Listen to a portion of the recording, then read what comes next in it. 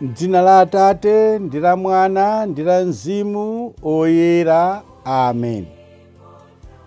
Abale ndi alongo okondedwa, pano pa bwalo la Tiyankhuleni Ambuye moni. Lero tikuchita chaka cha thupi ndi magazi a Ambuye. Lero pa 19 Juni 2022 mawu amene mpingo watipatsa kuti tiwerenge pa chaka chachikulu chimenechi ndi awa.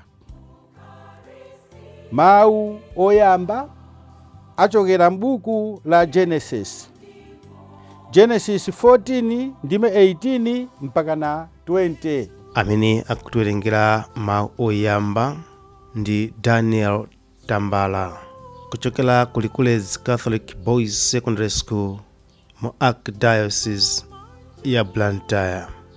Mawu achiwiri achokera mkalata yoyamba ya Paulo woyera ku mpingo wa ku Korinto mutu 11 ndime 23 mpaka na 26.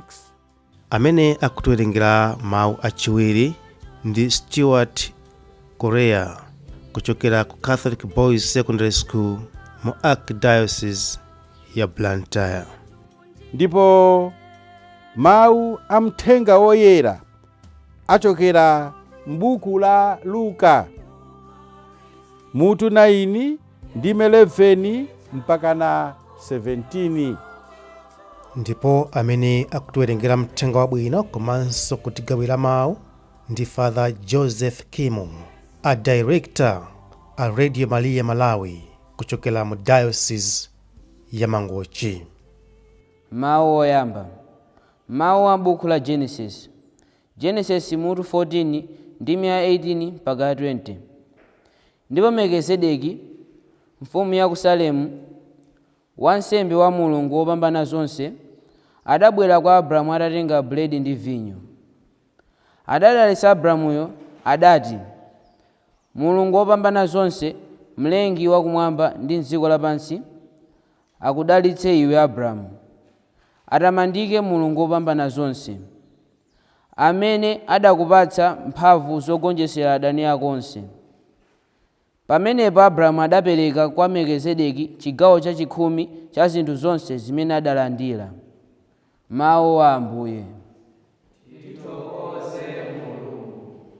Nthawi zonse mukamadya mkate umenewu ndi kumwa chikho chimenechi mumalalika imfa ya Ambuye. Mawu achiwiri. Mawu a mkalata yoyamba ya Paulo woyera kwa Akorinto 1 Korinto mutu 11 ndime 23 kulekeza 26. Inetu zimene ndidalandira kwa Ambuye ndi zimene nanenso ndidazipereka kwa inu, zakuti usiku umene adaperekedwa uja Ambuye Yesu adatenga mkate, ndipo atathokoza Mulungu adawunyemanyema nati, ili ndi thupi langa limene likuperekedwa chifukwa cha inu. Muzichita zimenezi kuti muzindikumbukira. Momwemonso atatha kudya, Ambuye Yesu adatenga chikho nati, chikhochi ndi chipangano chatsopano chosimikizika ndi magazi anga. Nthawi zonse mukamamwa chikho chimenechi muzindikumbukira. Pakuti nthawi zonse mukamadya mkate umenewu ndi kumwa chikho chimenechi mumalalika imfa ya Ambuye mpaka azabwerenso. Mawu a Ambuye. Tithokoze Mulungu.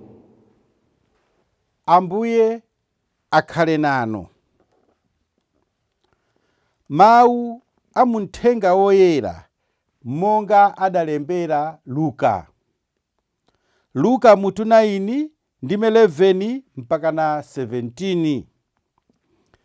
Anthu ambirimbiri ataona zimenezi adamutsatira. Iye adawalandira bwino nayamba kulankhula nawo za ufumu wa Mulungu. nkumachiritsa odwala. Dzuwa lili pafupi kulowa, ophunzira 12 aja adadzawuza Yesu kuti, bwanji anthuwa azinyamuka tsopano, apite ku midzi ndi milaga ili pafupi, kuti akapeze malo ogona ndiponso chakudya, chifukwa kuno nkuthengo. Koma Yesu adawawuza kuti, inuyo apatseni chakudya. Iwo adati, tili ndi buledi 5 ndi nsomba 2 zokha. Kaya kapena tipite tikawagulire anthu onsewa chakudya? Ndiye kuti amuna okha adalipo ngati 5,000. Tsono Yesu adawuza ophunzira ake kuti awuzeni anthu akhale pansi m'magulu, gulu lililonse anthu ngati 50. Ophunzira aja adawakhalitsadi anthu onse aja pansi. Pambuyo pake Yesu adatenga buledi 5 uja ndi nsomba 2 zija, nayang'ana kumwamba, nkuthokoza Mulungu. Kenaka atanyemanyema bulediyo, adazipereka kwa ophunzira ake kuti agawire anthuwo. Anthu onse aja adadya adakhuta, ndipo ophunzira aja adatola zotsala nkuzaza madengu 12. Mthenga wa Ambuye. Ulemu kwa inu Ambuye Yesu Khristu. Abale ndi alongo okondedwa, pa chaka cha lero pali maphunziro ambiri amene titha kugawana, koma nthawi ndiyochepa. Maphunziro amene titha kugawana ngakhale mwezi, chifukwa za Ukaristia sitingathe kuzimaliza. Ndiye ndingoyesetsa kungopereka mfundo ndithu zingapo zoti pambuyo pake aliyense mwa ifeyo azikazisinkhasinkha, azikazitafuna ndithu nkumameza, kuti zitithandize kumvetsetsa chinsinsi chimenechi, misteri imeneyi ya Ukaristia. Poyamba tikonze chichewa china chimene tinazolowera, chifukwa mwina amishonari woyambirira anatiphunzitsa za chaka chimenechi ponena kuti ndi chaka chachikuku.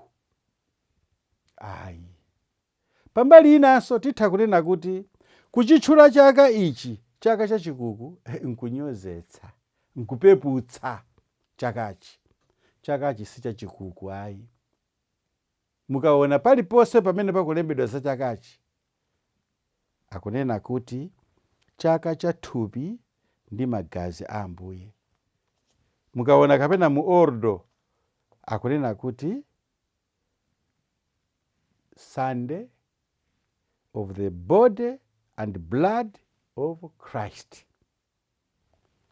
Zachikuku zinabwera chifukwa chakuti pochita chaka chimenechi akhristu amafuna kuti achite ndipiti, atuluke kunja, alengeze za misteri ya Ukaristia, za kukula kwa Ukaristia.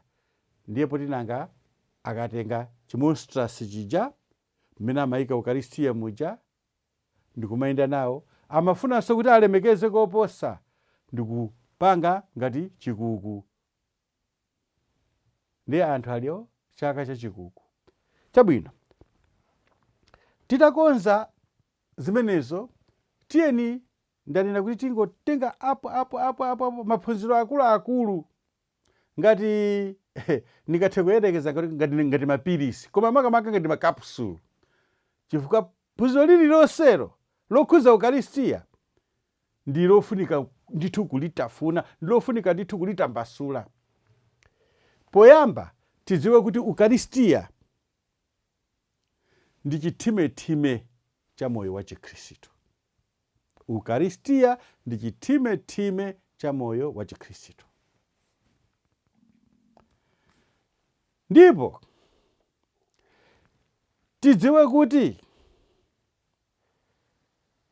pofuna kumvetsetsa bwinobwino za Ukaristia, pali zithunzithunzi zingapo zimene ifeyo titha kujambula kapena titha kufotokoza. Ndi zambiri ndithu, koma ndanena chifukwa cha nthawi tingotola apo ndi apo. Mwina kuti tijambule bwinobwino kuti kwenikweni Ukaristia ndi chiyani, titenge zithunzithunzi zitatu, ndipo zimenezo titazitambasula titha kumvetsetsa kuti Ukaristia ndi chiyani. Tanena poyamba kuti Ukaristia ndi chithimethime cha moyo wathu wa Chikhristu. Ndiye fundo zitatu izi ndikuti Ukaristia ndi chakudya, ndi chakudya cha moyo wathu wa uzimu. Kachiwiri, Ukaristia ndi nsembe. Kachitatu, mu Ukaristia mumakhala Ambuye Yesu watunthu, Ambuye Yesu wa moyo.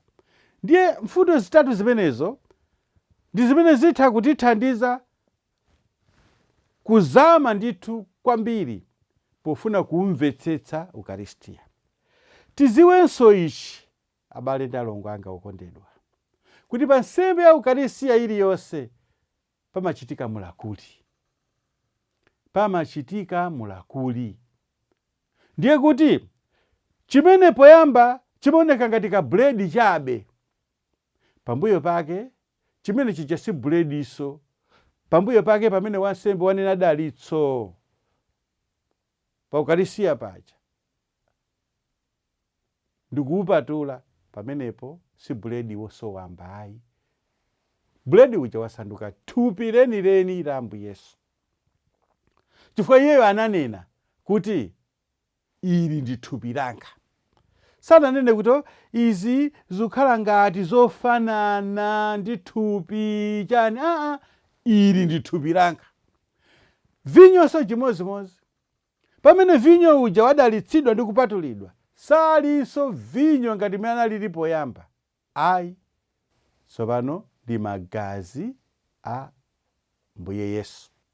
Ambuye Yesu ananene kuti izizo zizakhala ngati, zizaoneka ngati ayi, awa ndi magazi anga. Chabwino, ndiye mfundo zitatu zija tanena kuti poyamba Ukaristia ndi chakudya. Munthu ndi thupi ndi mzimu pamodzi. Thupi timalidyetsa sima, bredi, chinangwa, inde masiku ano bredi ndiye wadula. Chabwino, kaya mbatata, kaya chani, kumana kazimu timaudyetsa cha. Zona timayenera kuudyetsa ndi mawu a Mulungu, komanso koposaposa Ukaristia. Inde kawiri ndikamachitisa mbindikiro kwa abale athu awa amene amapanga ngati perpetual adoration, amene amapembedza Ambuye Yesu, kayena amapembedza lachinayi, kayena la Mulungu, ndimawuza kuti mwasankhapo onona. Abale, mwasankhapo onona. Sindifuna kunyozesa kapena magulu ena kapena ena ayi, koma kupembedza Ambuye Yesu okhala mu Ukaristia tasankhapo onona, chifukwa ndi mmene mwini wace akukhalamo. Choncho Ambuye Yesu wokhala mu Ukaristia akubwera kwa ife ngati chakudya cha moyo wathu wa uzimu. Tisaoneka onenepa ndi chakudya cha thupi chokhachi ayi, komanso tioneke onenepa mu uzimu pakulandira kawiri Ukaristia. Pamene ifeyo sitikulandira Ukaristia pa zifukwa zosiyanasiyana, tiziwe kuti mzimu wathu ukuonda, chifukwa ukulephera kudya chakudya choyenerera mzimu wathu, chakudya chopatsa moyo. Kachiwiri, ndanena kuti Ukaristia ndi nsembe. Ndi nsembe.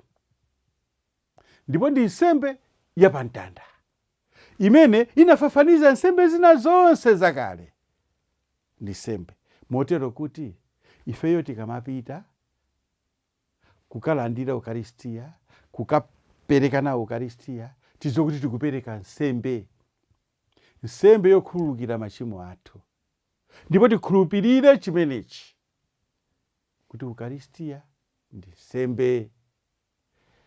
Ndikunena kuti tikupanga fast forward mofulumira maphunzitso akuluakulu amene tangosankha kuti amene watithandize kuti pambuyo pake titha kumasinkhasinkha za chaka cha lero, chaka cha thupi ndi magazi a Ambuye Yesu. Potsiriza tikuti Ukaristia ndi thupi lenileni la Ambuye Yesu, ndi magazi enieni a Ambuye Yesu, ndipo mu Ukaristia Yesu amakhalamo watunthu. Ngakhale mwina anthu akachuluka ndi wansembe amba kunyema Ukaristia uja, ndalandira Ambuye Yesu watunthu. Ndipo Yesu alimo ndithu mmene momo, ngakhale kachidutso kamene koko. Ngati titachita mwayi ndikugula buku lija limene mutu akamati Eucharistic Miracles, author wache ndamuyiwala, koma inu amene mapanga Google pa intaneti, mutangopanga Google kuti Eucharistic Miracles, muona muli mmene mmirakuli kandi fote chakuti tikuyesesa ifeyo kuti tilitanthauzire, kuti lithandizenso anthu ambiri. Eucharistic Miracles, muona kuti anthu ena ansembe amene, mabishopu amene amapeneka kuti umumu muli Yesu mmenemu, ndi anaona mazangazime. Anaona mazangazime. Muli mirakuli yosiyanasiyana. Mukayikanisisa mfundo yachiwiriyo yakuti Ukaristia ndi nsembe, muthanso kupita tsopano kuzimene makolo athu amachita popereka nsembe. Makolo athu akamapereka nsembe panali zolinga zazikulu zitatu: kupempha, kupepesa, ndiponso kuthokoza. Mu Ukaristia so chimodzimodzi. Pamene ndikupita ukakhala nawo pa nsembe ya misa, ndiyang'anitsitse kuti ndikuthokoza Mulungu, ndikupepesa Mulungu, ndikupempha Mulungu. Ndipo liwu lakuti Ukaristia pa Chigiriki Eucharisten ndikutanthauza kuti kuthokoza. Titsirize ndikulimbikitsana kuti Ukaristia ndi sakramenti la umodzi, motero kuti sindingathene kupita kuguwa kuja ndikukalandira thupi la Khristu, amen, pamene ineyo ndikulephera kuti ndiyanjane ndi anzanga. Choncho Ukaristia ndi sakramenti la umodzi. Pamene ine ndikulandira Ukaristia, Ukaristia uja ukundiuza kuti Yesu amene walowa mwa iwe ndiye mweyo amene walowa mwa uja, ndiye mweyo amene walowa mwa uja, ndiye mweyo walowa mwa uja, ndiye mweyo amene walowa mwa tonsefe, kutanthauza kuti tonsefe tsopano ndife amodzi. Choncho ndikuwulakwira Ukaristia kupita kukalandira pamene iweyo sufuna kuti uyanjane ndi anzako, ukuphwanya chithunzithunzi chimene chimakhala mu Ukaristia. Ndipo woyera wina akunena kuti ngakhale kapangidwe ka Ukaristiawo kakutisonyeza kuti ndi sakramenti la umodzi, chifukwa njere zambiri za tirigu azigaya akapanga mahostia aja. Zipatso za mpesa zambiri azifinya akapanga vinyo. Choncho kuchokera mu zambiri za tirigu, mu zambiri za vinyo, tapanga chinthu chimodzi. Choncho Ukaristia ndi sakramenti la umodzi. Ndiye lero pamene tili kuchita chaka chimenechi, tisinkhe ndithu, nanena kuti tingochita mwachidule maphunzitso akulu amphamvu a Ukaristia. Tisinkhe ndithu zimenezi, ndipo tidziwe kuti chaka chimenechi, kuti tinene zoona, chinena kukhala tsiku lachinayi loyera. Koma chifukwa chakuti pa nthawi imene Mulungu woyera uja mumakhala zinthu zambiri zochitika, choncho mpingo unati kuti pafunika kuti tichipatule chaka chimenechi, tizachilemekeze. Ndiye timaona ana amaluwa, kuyenda, kulengeza ku dziko lonse za mpulumutsi wathu amene yuyo, amene ifeyo tikumpembedza. Ndipo chifukwa cha Ukaristia ifeyo tiyena kaya tikudutsa pa tchalichi pamene pali Ukaristia, ngati akhristu akale aja kugwada masiku ano mwina yani sagwada. Mpingo kutiphunzitsa kuti munthu ali ndi ufulu kuti atha kulandira Ukaristia m'manja, ali ndi ufulu kuti atha kulandira Ukaristia palilime. Ena mwina chifukwa cha COVID uja basino palilime timanena kuti ayi, koma mwina masiku ano pamene kapena COVID akupanga, ngati ena akufuna kuti alandire palilime alandire, ngati ena akufuna kuti alandire m'manja alandire. Koma si bwinonso kwa zuzula anthu amene amalandira Ukaristia m'manja ngati kuti akuchimwa.